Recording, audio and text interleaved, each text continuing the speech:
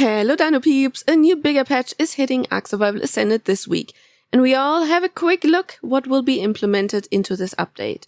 First of all, the patch will be implementing premium mods to console. For this to work, there will be a lot of testing from Microsoft and Sony's side, and therefore the certification for this patch was delayed once, but from the looks of it, it's supposed to be releasing mid this week. There are a handful of premium mods available already, one of them being Svartalfheim and another one being Survive the Night that gives Ark a 7 Days to Die and horror twist made by no other than the actual Slenderman developers. But there will be also some patches to Scorched Earth. Some things were broken since its release and people have been eagerly waiting for the patch. One thing is the lack of black pearls. Deathworms do exist on Scorched and also do give black pearls, but not many and also not every time. So if you enter Scorched in the tech age, farming them can be quite annoying as they are needed for tech tier crafting. Dolly said in the Ark Discord that after the patch, you will have all of the black pearls that you ever need. Another change that will hit is the too frequent rate of weather events. This is one that personally annoyed me quite a bit, as getting 3 sandstorms within 30 minutes can interrupt your gameplay to the point where you just want to log out, because there is nothing else you can do otherwise. I also had to cryo all of our jaboas since they wouldn't stop screaming. The problem of bees only spawning within the mesh, making it almost impossible to tame them, will also be addressed with this patch. Since the bee spawns are limited to a specific area anyway, having them not spawn reliably within that area made the hunt for bees a typical 4 AM activity.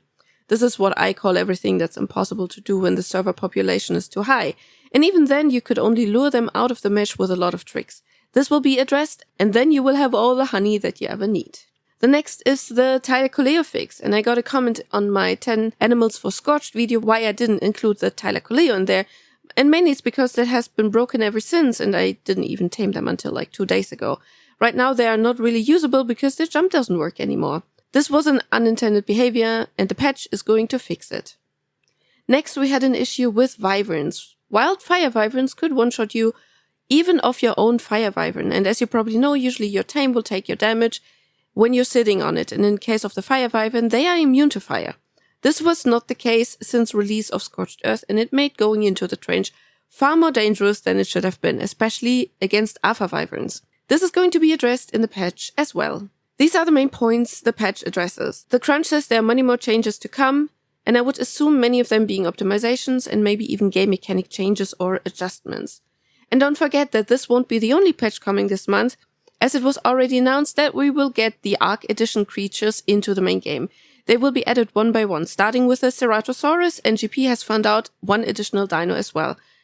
The ones being added to the game will include all of the dinosaurs that have been added as a mod in ASA already, so you can already check them out if you want to. The tweaks that are made to the final versions that will then make it into the game are nerfs and buff to make them fit into the game balancing.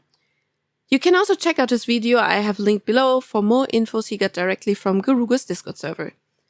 And what part of the patch is the most important for you? Let me know in the comments.